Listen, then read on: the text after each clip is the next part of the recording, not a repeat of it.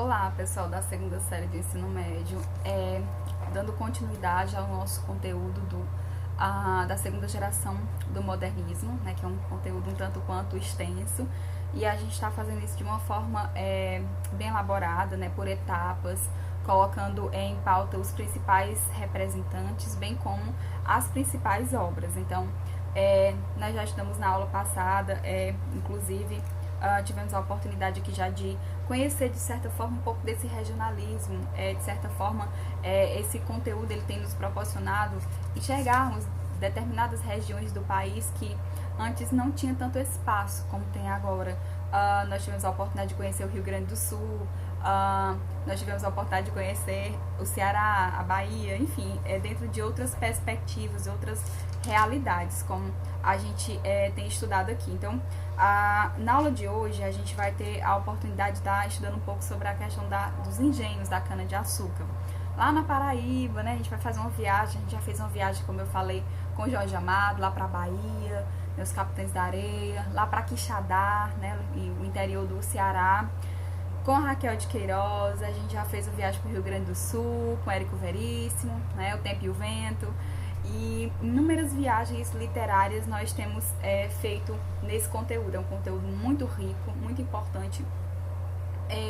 No vestibular, essa questão do regionalismo ela é importantíssima. E na aula de hoje, eu queria que vocês abrissem o livro de vocês, o volume 2, na página 185, tá? Vamos aqui, adiante, para o conteúdo de hoje, que será o Menino de Engenho, que é uma obra do escritor José Lins do Rego, tá?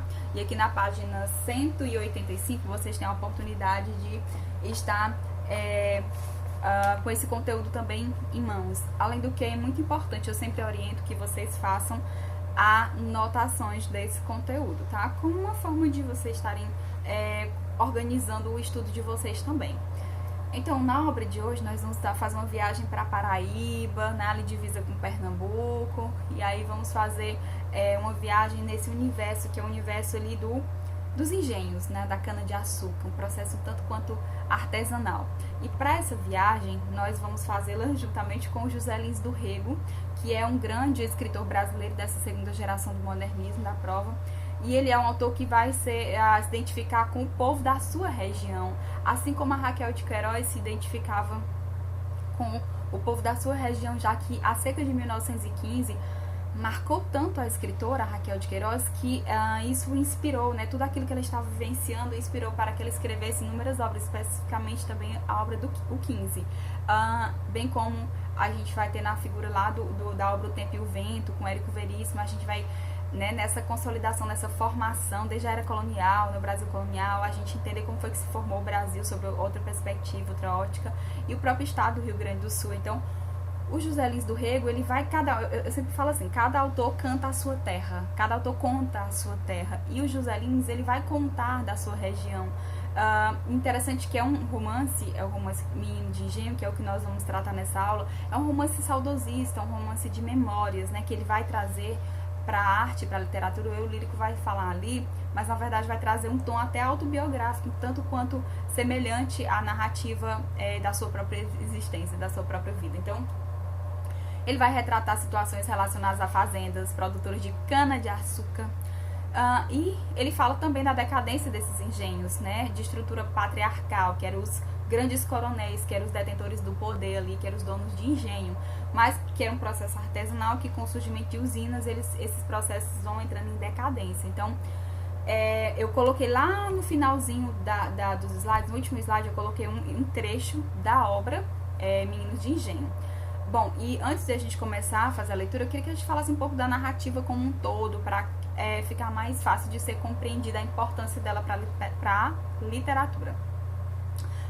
E é imprescindível falar um pouco também da vida do próprio escritor, do José Lins, porque a obra, ela, como eu falei, ela tem um caráter autobiográfico, em tese, né? É um tanto quanto, é como se fosse assim, aspectos da vida pessoal da personagem, do José Lins, com a personagem Carlinhos, que é o Carlos, né? O Carlinhos vai ser a personagem que ele criou, que vai ser o protagonista da narrativa, que inclusive é contada em primeira pessoa. Então, alguns aspectos da vida pessoal do José Lins a gente vai encontrar na narrativa dessa ficção, com um tom de verossimilhança. Então, ele nasceu no dia 3 de julho de 1901, no Engenho do Corredor, município de Pilar, na Paraíba. Propriedade do avô paterno dele, onde passou a maior parte da sua infância. Fato que ele se tornou memorável em suas obras, nas quais frequentemente ele cita a vida do engenho. Então, em inúmeras outras obras, o José Lins vai trazer a questão dos senhores de engenho, a questão toda da rotina, né, dessas plantações. Tem lá em Fogo Morto, inclusive, ele vai mencionar até mesmo como é que esses funcionários, não eram funcionários, né, porque vamos dizer assim, como é que esses cidadãos trabalhavam lá no engenho da cana-de-açúcar, tá? No processo desde do plantio da cana, ao corte de cana, a separar a cana, fazer todo esse processo lá no moinho, e o bagaço, que é aquela bagaceira que é o que sobra ali da cana quando é extraído do seu líquido, do seu que vai ser produzido açúcar. E aí quando sobra todo aquele bagaço de cana, eles colocavam lá num pátio imenso, era uma fazenda, era um local imenso, né? E aquela cana ali, quando ela fica seca, ela serve para ser queimada, para, né, contribuir ali com o processo também vamos dizer assim, de cozimento dessa cana, né? No processo da formação do açúcar. Então, ele vai falar do autoritarismo dos senhores de engenho. Gente, os senhores de engenho é como se fosse assim, sabe, um prefeito da cidade, ele tem autoridade como se fosse um líder, né? Ele é o detentor do dinheiro, que é o dono do engenho, é o detentor do poder, ele tem autoridade em diversas situações ali dentro daquela situação, aquela organização de funções de trabalho. Também acontece a decadência, né, da estrutura econômica voltada para o ciclo da cana-de-açúcar. Foi criada até os 12 anos no Canavieiro. Então, a personagem principal da narrativa chama-se Carlinhos. Tanto Carlinhos quanto o José Lins do Rego, ou seja, a gente tá vendo o quê? Autor, vida real, personagem, vida fictícia. Mas o que eles têm em comum? Foram criados ambos até os 12 anos num canavieiro, em meio à plantação de cana. E ali, né, na casa do senhor do engenho. Ele era neto do grande senhor do engenho. Em meio aos resquícios da época nas senzalas e do período glorioso das oligarquias rurais e a ascensão da industrialização da cana-de-açúcar com a chegada das usinas. Então, assim, com a chegada das usinas, muitas, digamos assim, muitos engenhos faliram, em outras palavras, foram à falência, chegou à decadência, tá? Então, vamos lá. Então, ele partiu da pacata vida no engenho, que a vida pessoal, tá, gente? Às vezes a gente tá lendo a Menina de Engenho, a gente sabe o Ateneu de Raul Pompeia, porque inclusive há uma intertextualidade dentro dessa obra, há uma intertextualidade de Raul Pompeia, do Ateneu, o menino Sérgio, com a intertextualidade com o Menino de Engenho, Carlinhos. Porque, assim como o Ateneu de Raul Pompeia tem características bem semelhantes das vidas pessoal com a obra, aqui também a gente vai encontrar, por exemplo, o José Lins do Rego partiu da pacata vida no engenho para estudar em Itabaiana, na Paraíba. E logo após terminou os estudos na capital do mesmo estado e publicou seu primeiro artigo aos 17 anos de idade. E em 1918 muda-se para o Recife, vai cursar Direito na Universidade de Recife, onde mantém contato com um grande elite intelectual da época, José Américo de Almeida, o Olívio Montenegro, Gilberto Freire. Isso influenciou na vida intelectual dele. Então, até o momento, nós estamos falando aqui do José Lins do Rego. E percebam, ele ficou órfão de mãe, perdeu os pais, perdeu a mãe, né, e foi morar com o avô. Quando ele perdeu a mãe, quando ele ficou órfão, ele foi morar com o avô, foi ser criado pelo avô, que era o dono de um engenho, lá no interior da Paraíba.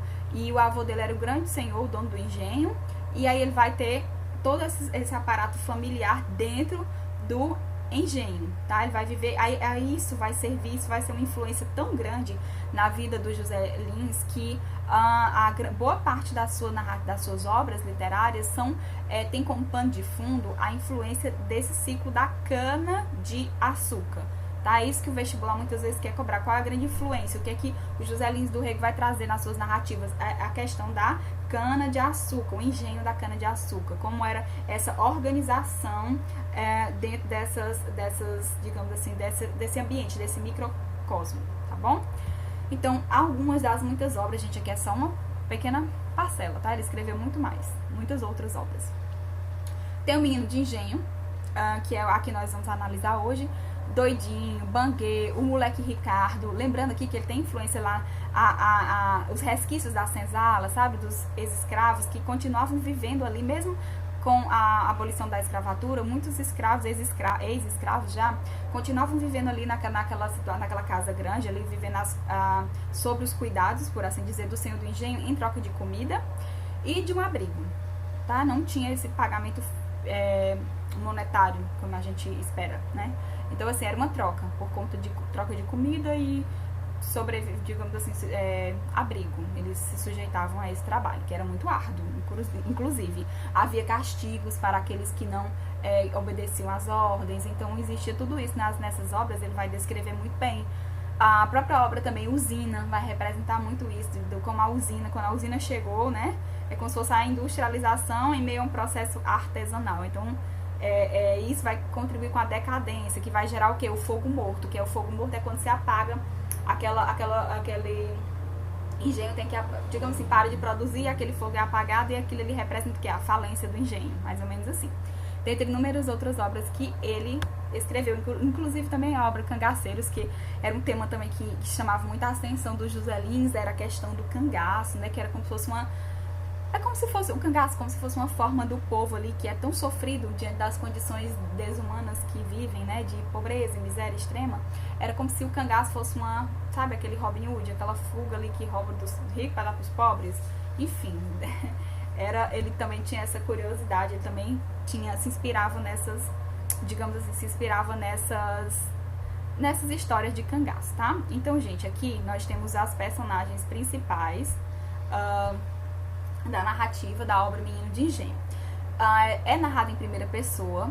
Imagine, está sendo narrada por um menino, um adolescente, que é o Carlinhos, que é essa personagem que aponta suas tensões sociais envolvidas em um ambiente de tristeza e decadência. Ele perdeu a mãe, mas em contrapartida ele vai encontrar no seio da família lá do engenho, até mesmo os meninos, os primos, os próprios filhos de ex-escravos que convivem. Ele vai conviver com essas pessoas e vai encontrar, ele vai criar na sua mente, de forma bem fantasiosa, bem infantil mesmo, né? Porque é um romance que vai trazer à tona essas memórias da infância, a alegria, a felicidade que foi em ter passado esse período ali morando no engenho.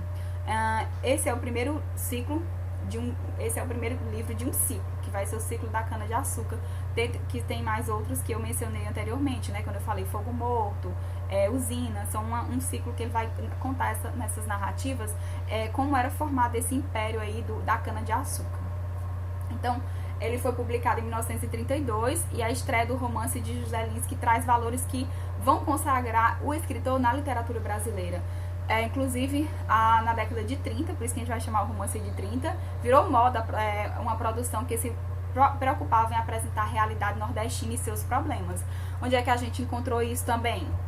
Nós encontramos isso lá na obra do Jorge Amado, Capitães da Areia, denunciando o problema social do Nordeste, da Bahia. Só que a diferença é que lá eu não tinha um protagonista, eu tinha vários protagonistas, que eram quem eram os protagonistas da narrativa? Capitães da Areia, todos os meninos. Aqui eu tenho um protagonista, que é o Carlinhos, tá? Inclusive é o principal, vou apresentá-lo a vocês. Ele é o principal narrador do romance e, como eu falei, ficou órfão, muito pequeno, ainda criança, aos 4 anos. Tornou-se um menino melancólico e solitário, bastante introspectivo. Mas aí, gente, quando ele vai morar lá no engenho, né, vai morar lá na fazenda do seu avô, seu avô, que era um coronel, José Paulino, ele começa a brincar, ele vai tomar banho no rio. E essas memórias da infância chamavam muita atenção. Em contrapartida, o que acontecia ali? Ele não tinha toda a liberdade, mas muitas vezes eles olhavam as crianças e os adolescentes que eram filhos dos ex-escravos, que continuavam vivendo ali no engenho, que podiam brincar até mais tarde, não tinha que cumprir horários, por exemplo, podia tomar banho de rio o horário que quisesse, e ele olhava às vezes ali da janela, sentindo até um pouco de inveja de poder brincar ali, né, daquela forma, ter essa liberdade. Mas em contrapartida dessa liberdade, ela era temporária. Que quando esses meninos crescessem, ia ser usada, a sua mão de obra ia ser usada lá no corte de cana, lá no engenho. Então, assim, tem um fato também que é bem relevante, a questão da sexualidade do Carlinhos. Ele convivendo ali com os meninos mais soltos, por assim dizer, que não seguiam normas nem regras ali do engenho. Ele sempre dava uma escapulida para brincar e acabou se inserindo a sua vida sexual muito precocemente. Isso acarretou em alguns problemas, até, digamos assim, de saúde para ele futuramente, porque ele não, imagine assim, não havia uma preparação psicológica, sociológica, familiar para explicar a esse menino determinadas consequências. Então a vida sexual para ele foi inserida de uma forma um tanto quanto exacerbada e despreparada. Então a figura do coronel José Paulino, que é avô paterno dele, quando ele perde a mãe, ele vai morar com o avô materno, tá? O pai da mãe dele. Ele vai morar com o avô materno, que era um homem justo, era o respeitado ali daquela região, era um homem um tanto quanto severo com as suas ordens, mas era muito admirado pelo neto. E era o dono do engenho. Ele olhava para o avô assim, como ele viu no avô aquela autoridade máxima ali dentro do engenho. E tem a figura da tia Maria, que quando a mãe do Carlinhos, a Clarice, morre, ela vai fazer um papel não somente de tia, mas de uma segunda mãe. Ela vai suprir os afetos, os carinhos que a falta da mãe fazia na figura do Carlinhos.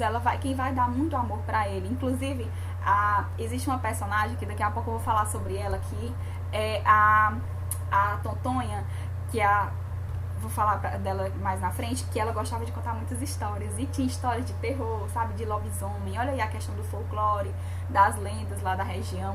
E quando ela contava essas histórias, muitos meninos ficavam ao redor, e o Carlinhos amava ouvir essas histórias, só que ele tinha medo. Quando ele ia dormir, às vezes ele, sabe, tinha uns pesadelos, e era na figura da tia Maria, da sua tia, que era a sua segunda mãe, que ele buscava consolo, buscava abrigo, né, na hora do medo aí, que é natural da idade, sentir medo dessas histórias de terror.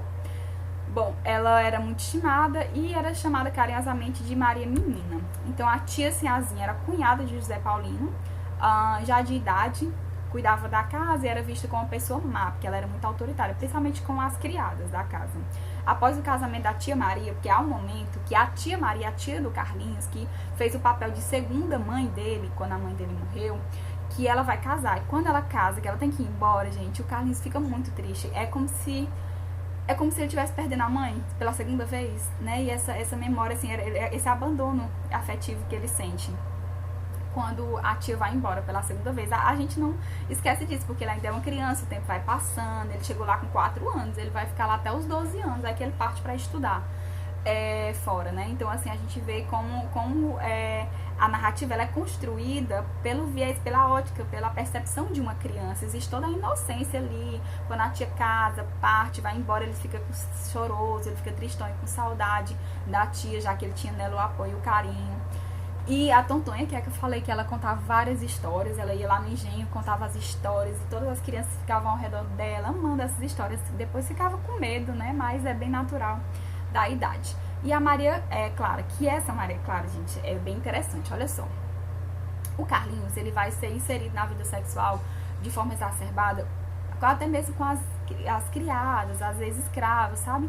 Ele vai acompanhando muitos dos meninos ali que já são mais velhos que ele, mais velho que ele, e ele observa a questão sexual, como eles lidam com aquilo, né? E aí ele acaba, digamos assim, sendo inserido precocemente, também seguindo esses mesmos exemplos desses meninos mais velhos que estavam ali, né, no engenho, que estavam ali no seu convívio social, e ele conhece a sexualidade, conhece o sexo, mas ele não conhecia ainda a questão sentimental, de sentir-se apaixonado. Aí vai aparecer a Maria Clara, que é uma prima mais velha que Carlinhos, e ela vem da cidade passar um tempo lá no engenho, sabe? Respirar novos ares, né? E aí era maravilhoso, ele ia mostrar a natureza, ia mostrar o rio pra ela, até que acontece. Nesse período aqui, ele já tinha 8 anos de idade, ele chegou lá com 4 anos, né, gente? Ele já tava com 8. E quando ele se apaixona por ela, ele se descobre apaixonado por ela, né? Tem essa construção belíssima, alegórica, que ele se apaixona, diferente daquilo que ele vivia, que ele via que os outros meninos, os outros meninos faziam lá, né, sexualmente falando, essa construção ele via, ele observava, ele presenciava cenas de sexo dos meninos mais velhos que ele com outras mulheres, até mais velhas, mais velha até mesmo, E aí ele não entendia, ele entendia aquela percepção de questão sexual de uma forma desorganizada, até, totalmente. Mas na questão de sentimento, sentimentalismo, amor, paixão de criança, ele não conhecia. E quando a Maria Clara estava lá na fazenda, lá no engenho, que ele constrói, ele convivendo, ele brincando com ela, ele se apaixona por ela, ele fica encantado, sabe? Ele tenta fazer as vontades dela, ele fica todo apaixonadinho por ela. Quando chega o momento dela se despedir, dela ir embora, ele fica muito triste, ele sofre, gente. Carlinhos aí sofreu, digamos assim, tem umas despedidas tristes. Quando a tia casa, que vai embora, e quando a priminha que ele se apaixonou vai embora também, ele fica muito tristão. Bom, então assim, a intenção do autor era elaborar uma obra, nessa obra era escrever uma biografia do avô, mas na verdade ela acabou construindo a própria biografia, né? Então o José Paulino, que era o avô dele, que era o coronel, era a imagem que ele tinha de referência, né? De pai, de certa forma. E aí o que também acontece? Então seria também a autobiografia das cenas que ele viu na infância. Na verdade ficou mais marcado pelas suas próprias cenas, sua própria autobiografia. Isso ficou marcado na sua mente. E a gente vai ver o contraste também aqui da questão biográfica e a imaginação, porque ao passo que ele é fidedigno em algumas descrições da cena, como era a casa grande, como era o engenho, como é que as pessoas cortando cana, como era a convivência diária, existe também a questão da criatividade, porque muitas cenas ele não conta simplesmente como elas aconteceram, ele cria muitos detalhes para tornar a cena ainda mais rica. Então a gente tem a realidade bruta, que é recriada através da criatividade, dentro de quê? Do gênero nordestino, porque ele é muito fiel nessa questão de preservar essa essência do gênero nordestino. Então, ele vai ser criado sem repreensão, pelo fato de ele ter perdido a mãe, né? Imagina assim, eles tinham esse cuidado, sabe? De não ficar repreendendo ele, então ele foi criado um tanto quanto livre, sabe? E aí, quando eu falei assim que ele sentia falta de liberdade dos meninos lá, que futuramente iam se tornar trabalhadores da senzala, mas assim, era liberdade de horário, por exemplo, às vezes ele queria tomar banho em determinados horários, e a tia repreendia para ele não pegar gripe, né? Mas esses outros não podiam sair, fugir a hora que quisesse, então era isso. Mas em outros sentidos, em outras questões, ele tinha muita liberdade, eles davam esse aparato familiar, tá? Ele vê o mundo e aprende o bem e o mal. Chega a uma provável precocidade acerca dos hábitos que lhe eram proibidos, mas inevitáveis a serem adquiridos. O que eram os hábitos proibidos? Era essas relações sexuais desordenadas, exacerbadas aí com todo tipo de mulher que eles encontravam, né? E isso que acabou sendo inevitável, porque não havia como aquelas tias que estavam sempre lá na casa grande estarem ali, os homens da casa, o tio, o avô, estavam sempre preocupados com as questões do engenho. As tias estavam ocupadas com as questões da casa, bordando, enfim. E aí o que acontece? Ele, como menino, se perdia na mata, ali, ia vagando ali pelos horizontes das matas, dos rios, dos riachos, e acontecia que as questões dos hábitos proibidos eram o que? Inevitáveis e acabavam sendo adquiridos desorganizadamente. Pela ausência de orientação, torna-se viciado, corrompido aos 12 anos de idade, gente. Essa parte é bem, né, um tanto quanto complexa. Desorientado para a vida e para o sexo. Temos a análise do mundo em que vivia, visto por Carlinhos, que é a narrador personagem. O engenho é um mundo, é um império onde o coronel José Paulino dirige e guia os destinos de todos. Ele é a ordem, a autoridade lá do engenho. Ele vai descrever uma emoção que via a vida dos escravos sofrendo os próprios castigos quando eram levados para o tronco. E essas cenas marcaram tanto esse menino que isso foi colocado na narrativa, né? Ele vai também descrever uma cena que o marcou muito, que foi uma determinada enchente, que a água, sabe, transbordando.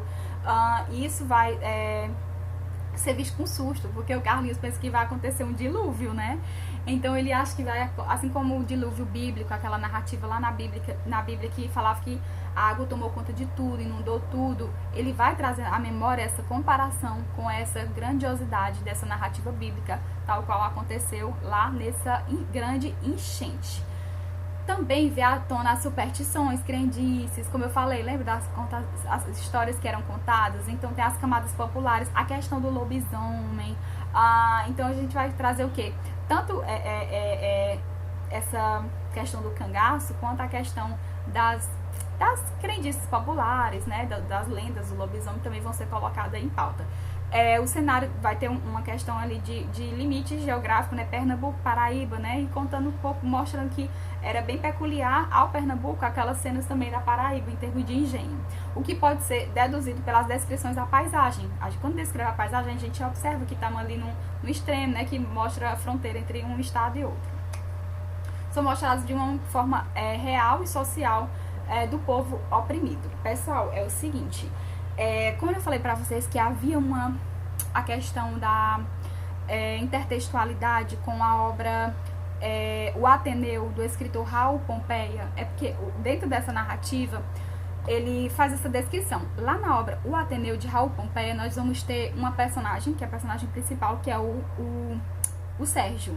E Sérgio, ele diz que quando ele chegou na escola, ele tinha os cabelinhos compridos aqui, né, os caixinhos dourados do cabelo, todo inocente, não sabia nada da vida.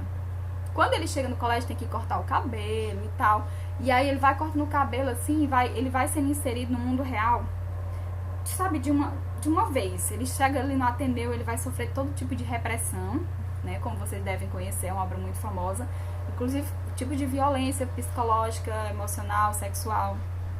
E o Carlinhos, ele diz que não. Quando ele chega na idade de 12 anos, eles têm que mandar o Carlinhos para estudar, né, para começar a estudar, ingressar, ser inserido aí nos seus estudos. E aí, quando ele fala que quando tá com 12 anos, né, que vai para a escola, ele é totalmente diferente do Carlinhos lá do Ateneu.